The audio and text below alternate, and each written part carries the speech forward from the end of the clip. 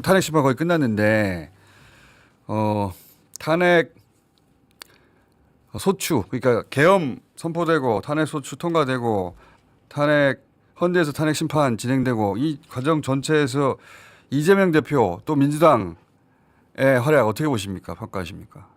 그 제가 한번 그 얘기 한 적이 있었는데 여기 나와서 이중 권력 상태라고. 네. 그러니까 국민이 직접 산출한 권력이 두 개가 있는데 하나가 대통령이고 하나가 국회인데 대통령이 내란을 벌였다가 실패했기 때문에 그 당시에 초기에 제가 그랬습니다. 이중 권력 상태라고. 그렇죠. 그래서 가면 갈수록 국회 쪽으로 권력이 집중될 거다. 네. 그렇게 얘기를 했습니다. 결국은 국회를 주도하고 있는 민주당과 여러 야당들이 합심해서 권력의 중심, 정통성 있는 권력의 중심을 국회 쪽으로 땡겨온 거죠. 그 기간 내내.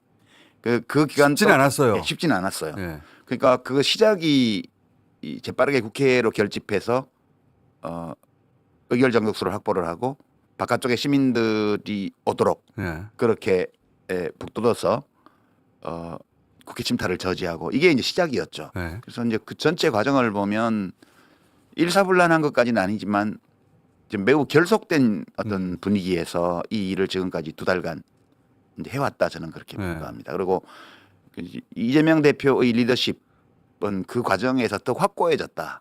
이게 그거 분명한 것 같아요. 위기 극복을 이끌었기 때문에 네. 그리고 아직도 이 위기가 끝나지 않았기 때문에 이제 사람들이 강을 건너는 도중에 말을 갈아타려고 하지는 않거든요. 그 강을 건너는 능력이 있다는 걸 보여줬죠. 그렇죠. 예. 이 말을 타고 계속 강을 건널 수 있을 것 같다. 이런 신뢰를 줬기 때문에 최근 여론조사 지표를 보면 정권 교체를 원하는 시민들 중에는 이재명 대표에 대한 지지 의사가 더 강해지는 압도적이죠. 그런 양상이 나타납니다. 말머리를 정확한 방향으로 이끌었고 처음에 그리고 이 방향으로 강을 건널 수 있을 것 같은데 거기까지 보여줘가지고 민주당도 이 정도면은 민주당의 역사를 오래 봐왔습니다만 이 정도 굉장히 일사불란하죠. 그렇죠. 예. 합심해서 해왔죠. 그 과정 중에 야, 저 의원 내 새로 봤어 이런 의원도 있었습니까? 제가 제일 눈여겨본 사람은 여러 사람이 있는데 예. 저는 김민석 의원을 어. 되게 눈여겨봤습니다. 그분도 참 기구하는 정치적 역사를 개인적으로 갖고 있는데 완전히 끝났다고 한 게 20년 전인데. 예, 제가 엄청 싫어했거든요. 2002년도에 그 일 때문에. 그렇지. 예.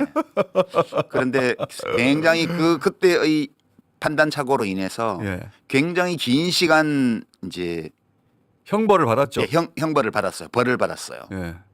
그리고 이제 어떻게 선거에서 총선에서 겨우 이겨가지고 국회로 돌아왔는데 여러 번 실패하고 겨우 이겼죠. 그런데 저는 무척 좀 놀랐습니다. 이번에 내란에 대처하는 과정에서 매우 정확한 메시지를 냈고요. 메시지 정확했어요. 예, 그다음에 책임성 있는 태도를 보였어요. 예, 그래서 대체로 보면 20대 때 20대 때 국회의원이 됐고 최연소로 됐죠. 예, 굉장히 어려움이란 걸 겪지 않고 살았던 사람인데 한 20년 가까운 그런 세월이 예. 세월 속에서도 이 사람이 계속 이제 발전해 왔구나 그런 느낌 받아서 기분이 좋았어요. 저는 그런 사람 보면 좋거든요. 그러니까 완전히 끝났다고들 많이들 이게 부활은 불가능하다. 예.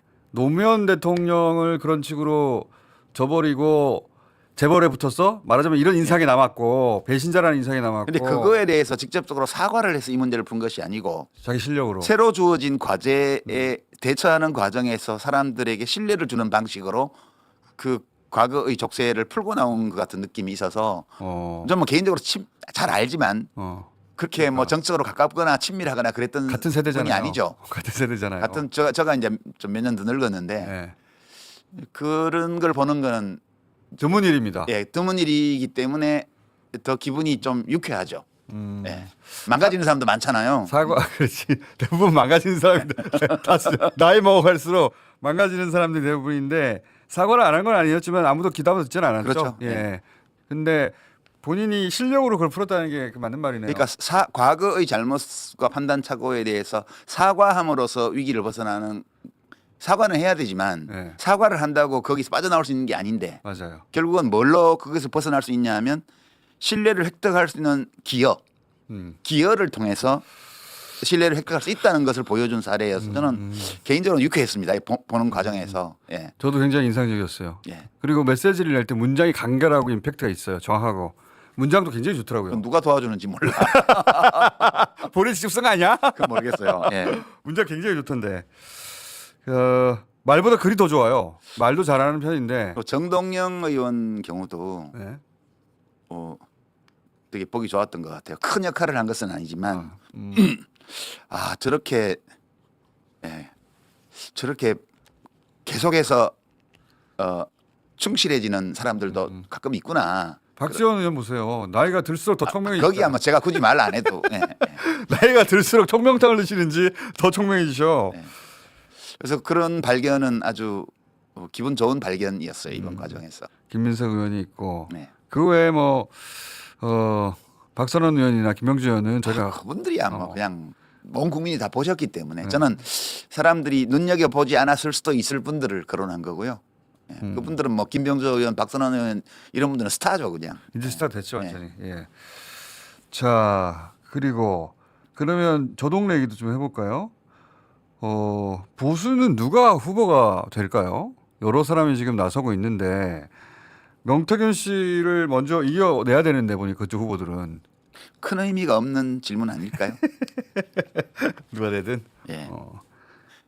그게 왜냐하면 대통령이 내란죄를 범해서 탄핵이 되고 뭐 탄핵 인용이 아직 결정된 건 아니지만 그렇게 되어야 대선이 치러지잖아요. 조기 대선이. 네.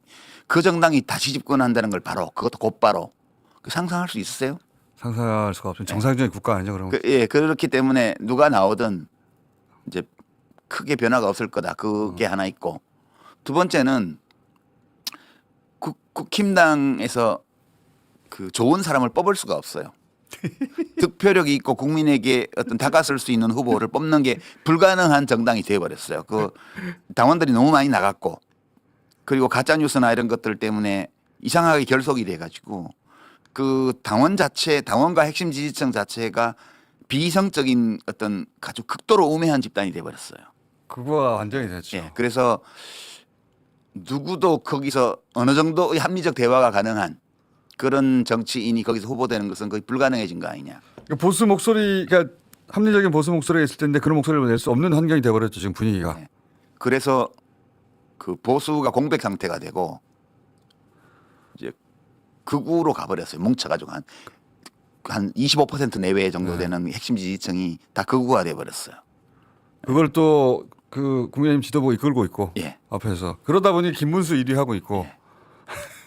그래서 진짜 보수라고 말할 수 있는 그 스펙트럼이 무조공산이 돼버린 그런 형국이에요.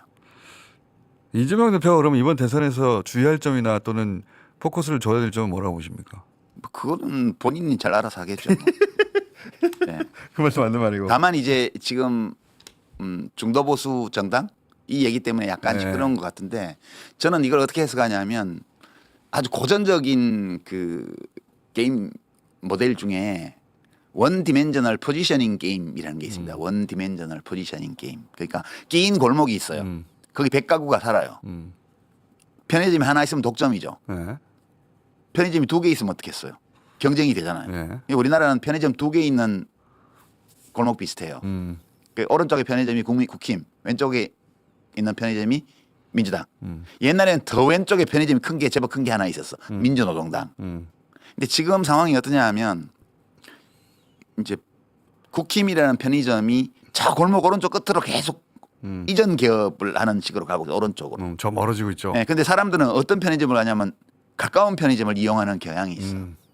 그러면 마켓 쉐어를 그러니까 시장 점유율을 키우려면 가운데로 가야. 예, 민주당 편의점은 어디로 가야 될까요? 점점 가운데. 점점 더 가운데로 가서 저쪽이 더 오른쪽으로 가면 계속 따라서 오른쪽으로 더 가면 갈수록 왼쪽에는 편의점이 없기 때문에 이건 다 우리 손님이고 오른쪽 손님을 더 먹게 되는 거죠. 지금 이재명 대표는 이 게임을 하고 있는 게 아닌가 그런 생각이고요. 왜냐하면 왼쪽이 지금 편의점이 없기 때문에. 그렇죠. 이게 이제 원디멘저널 그러니까 1차원적인 차원이 한 개밖에 없는 게임 이론이어서 현실을 다 설명하지는 못하는데 적어도 진보 보수라는 노선만을 기준으로 1차원적인 모델을 설정하면 이 게임이에요 이게. 직관적으로 이해가 되네요. 예.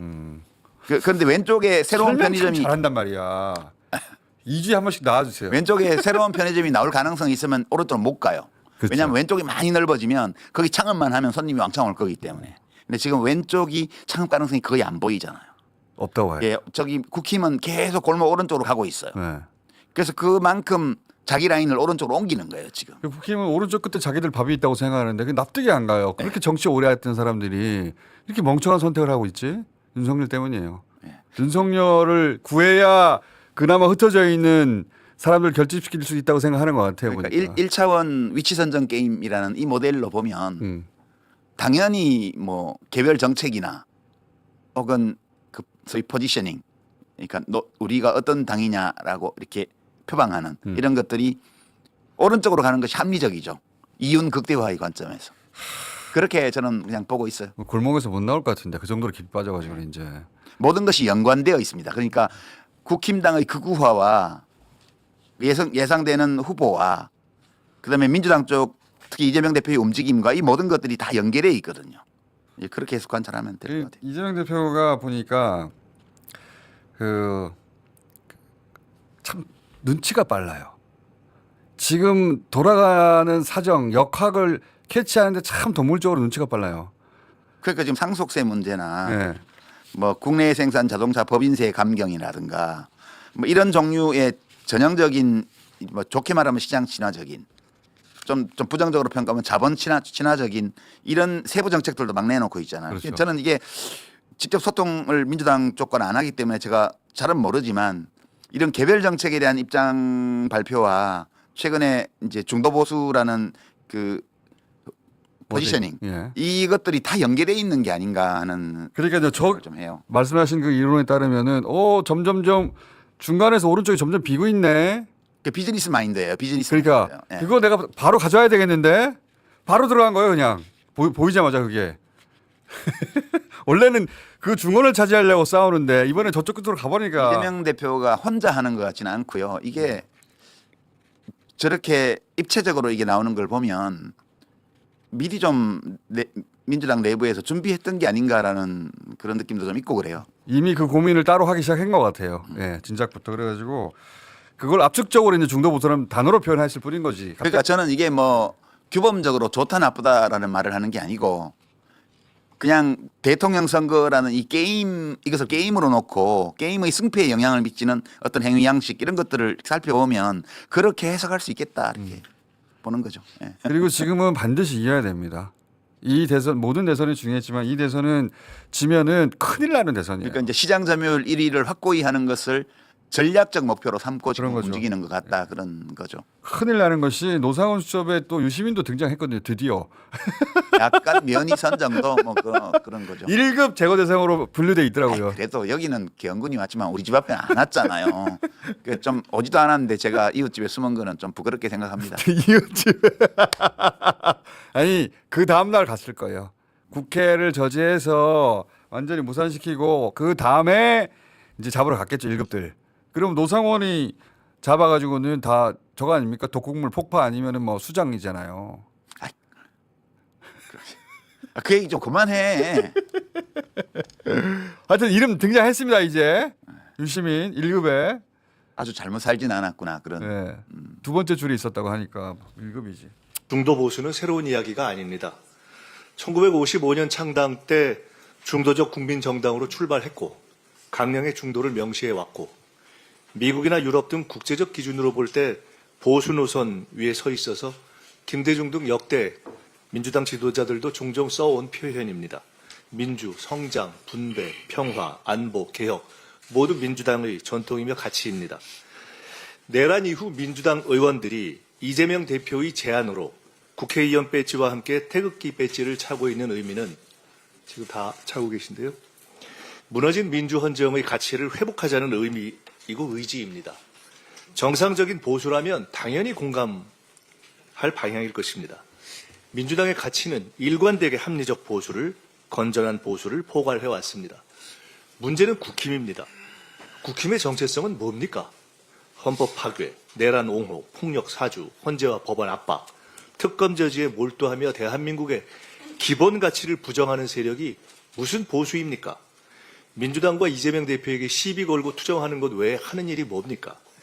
지금 국힘은 한국 정치의 집 나간 탕화로 전광훈이 시키는 대로 하는 극우 전광훈 이중대가 되었습니다. 헌재 판결이 임박했습니다. 국힘은 윤석열이 파면돼도 불복하고 저항할 겁니까? 윤석열과 100일 내에 절연 안 한다고 오늘 공개 선언할 수 있습니까? 민주당이 합리적 보수를 포괄한다 하니 국힘이 많이 당황했나 봅니다. 집 나간 국힘, 윤석열과 전광훈의 품을 벗어나 집으로 돌아오십시오. 늦었지만 국정협의회 논의의 성과는 추경을 본격적으로 추진하게 됐다는 것입니다. 우리 경제가 직면한 구조적 위기에 내란으로 가중된 민생경제 고통을 고려하면 정치권이 시급하게 해결해야 될 문제라고 생각됩니다. 어제 여야와 정부가 추경 필요성에 공감을 했고 민생 지원, AI 미래산업 지원, 통상 대응 분야 이 3대 분야에 대해서 추경을 편성한다는 원칙까지 합의했습니다. 시기와 규모, 세부 내역은 실무협의를 통해서 정하기로 했는데 빠른 시일 내에 추경안이 확정되기를 기대합니다. 그리고 국민의힘에도 하나 말씀을 드립니다. 이거 안 된다, 저거 안 된다 이러지 마시고 이거 하자, 저거 하자 이렇게 좀 포지티브하게 능동적으로 나와주시기를 부탁드립니다. 그게 집권당의 태도 아니겠습니까? 자주 말씀드리지만 집권당은 국가의 행정을 책임지는 여당 아닙니까? 그런데 국정에 대해서 아무 정책을 내지 않고 야당이 하자는 거 반대만 하면 그게 무슨 여당이겠습니까? 미국이 자국 자동차 산업보호 그리고 일자리 창출을 위해서 강력한 드라이브를 걸면서 이를 대비할 수 있는 우리의 골든타임이 점점 지나가고 있습니다. 관세 25%에 어떤 조치가 또 나올지 모르겠습니다. 이러한 미국발 관세 위기 타파를 위해서 국회 통상위원회 구성을 서둘러야 합니다. 어제 국정협의체에서 이 통상위원회 구성에서 정부의 대미 통상외교를 지원하자 이렇게 했더니 국민의힘에서 미적미적해요.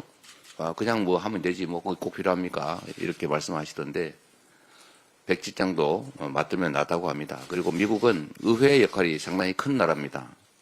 의원 외교가 정말로 필요할 때입니다. 책임 있는 의원들을 선정하고 국회 이름으로 대미 의회 외교를 해야 됩니다. 왜 안 해야 되는지 이해를 모르겠어요. 국힘은 이렇게 발목만 잡아가지고 우리 국민들께서 집권 여당으로 인정할지 한번 생각해 보셔야 됩니다. 꼴 밖으로 나와가지고 야당 발목 잡기도 모자라서 이제 아예 바다로 갈 생각인지 모르겠어요. 뭐든지 반대하고 봅니다. 이게 과거에 과격한 야당도 이러지 않았어요. 합리적인 안들은 수용하지 않았습니까? 뭐든지 반대하다 보니까 상속세 문제도 함정에 스스로 빠지지 않습니까? 28년 된 공제 기준을 좀 현실화해서 가족이 떠난 그야말로 세상을 떠난 후에 집까지 그 가족들이 떠나야 되는 이런 슬픈 현실을 왜 외면하려고 합니까? 배우자나 부모가 사망해서 상속세 내느라고 부모님 떠난 것도 남편 아내 떠난 것도 가슴 아픈데 집까지 떠나야 되게 만들면 안 되잖아요. 이런 합리적인 정책은 좋다 훌륭하다 대신에 이거 더 하자 이렇게 해야 여당의 최신이 사는 겁니다. 얘기 나온 김에 하나만 더 말씀드리겠습니다. 중도 보수 논쟁이 한참인데 세상이란 흑백만 있는 게 아닙니다. 어떻게 흰색 아니면 검은색이라고 주장을 합니까? 회색도 있는 거죠. 회색이 나쁜 게 아닙니다. 빨간색, 파란색, 노란색도 있죠. 무지개빛도 있지 않습니까? 어떻게 세상을 흑백으로만 봐요? 보수 아니면 진보입니까? 중도도 있는 거죠. 중도도 오로지 중간입니까? 보수적 중도도 있는 것이고 진보적 중도도 있는 거죠. 그리고 명색이 국가 살림을 하는 정당이 오로지 진보 이래가지고 어떻게 살림을 합니까? 오로지 보수 이렇게 해서 어떻게 국정을 운영합니까? 예를 들면 국정을 운영할 때도 안보나 경제 영역은 보수적 인사들이 보수적 정책으로 하고 사회 문화적 영역은 진보적 인사들이 진보적으로 집행하면 됩니다. 왜 둘 중에 하나를 선택해야 됩니까? 그런 시각으로는 국가의 미래를 설계할 수 없다는 생각이 들어요. 김대중 대통령 또 문재인 대통령께서도 우리 당의 입장을 보수 또는 중도 보수라고 많이 말씀하셨습니다. 우리가 진보적 색채가 완전히 제거된 오로지 보수만이냐? 그거 아닙니다. 우리 당은 진보부터 보수까지 스펙트럼이 아주 다양하죠. 그 상황에 따라서 보수적 색채가 강조되기도 하고 또 상황에 따라 진보적 색채가 강조되기도 합니다. 정책의 중심이 보수적일 수도 있고 진보적일 수도 있죠. 그러나 보수적 정책만으로 구성이 되면 당이 제대로 되겠습니까? 진보적인 역할이 필요할 때는 진보적 역할을 하고 또 진보적 역할이 필요한 영역에는 진보적 정책을 하는 겁니다. 지금 말씀드린 것처럼 국민의힘의 무능, 거기다가 이 내란 사태까지 겹쳐서 경제 상황이 너무 심하게 악화됐습니다. 분배와 공정을 얘기하기는 참 어려울 정도로 성장 자체가 마이너스로 가는데 살아남아 있어야 행복한 삶도 가능하지 않습니까? 진보적 정책을 기본적으로 깔고 보수적 정책도 필요하면 하는 거죠. 그러나 지금은 성장이 정말로 중요한 시기가 됐습니다. 회복이 가장 시급한 과제가 됐어요. 헌정 질서라고 하는 것은 우리가 지켜야 될 핵심적인 가치입니다. 이 헌정 질서를 합법적인 방식으로 국민의 합의를 통해서 한번 바꿔보자라고 하는 게 아마 진보적 사고겠죠. 그런데 이 헌정 질서를 국민이 합의한 최고의 질서, 가치, 헌법 질서를 통째로 부정하고 범죄적 방식으로 파괴하는 행위에 동조하는 정당이 그게 보수 정당 맞습니까? 우리 젊은이들이 쓰는 단어 중에 이런 게 있어요. 혹시 그거 아십니까, 여러분? 뜨아라고? 웃는 거 보니까 아시는군요. 뜨거운 아메리카노. 반대말이 뭐죠? 아. 그런데 뜨거운 아이스 아메리카노를 원하는 사람들이 있어요. 그렇게 말하면 안 되죠. 뜨아 이런 게 어디 있어요? 그야말로 뜨아한 거 아닙니까? 안 웃네. 이게 황당하다 그 말입니다. 형용 모순이라고 해요. 보수, 합리적인 지켜야 될 가치와 질서를 지키는 그런 정당이다를 표방하면서 핵심적인 질서와 가치를 파괴하는 이런 범죄에 동조하고 헌법을 파괴하는 행위를 옹호하는 세력이 어떻게 보수일 수가 있습니까? 그 자리를 우리 민주당이 책임을 져야 되겠죠, 이제. 말꼬투리 잡아가지고 공격한다고 본인들의 입지가 개선되지 않습니다. 정신을 차리는 게 제일 중요합니다. 저는 국민의힘이 이제는 극우 내란당, 극우 범죄당이 되다고 생각해요. 그렇게 되면 안 됩니다. 저희가 즐거워하는 게 아닙니다. 그렇게 되면 나라에 위기가 오기 때문에 정신 차려야 된다. 정광훈 이중대당 이런 거 하면 안 된다. 그 말씀 드리는 거예요. 그리고 우리 더불어민주당이 지금은 객관적 상황이 어려우니 가만히 있었는데 세상이 바뀌어서 내가 중간에 와 있더라. 가만히 있었더니 내가 오른쪽에 가 있더라. 세상이 그렇게 바뀔 수도 있는 거죠. 더불어민주당이 중도 보수라고 하니까 야 우리 보수 자리 뺏기는 거 아니야? 이렇게 불안하게 생각하고 이렇게 난리치지 마시고요. 생각을 바꾸고 태도를 바꾸고 정책을 바꾸고 그리고 사람도 바꾸시기 바랍니다. 이상입니다.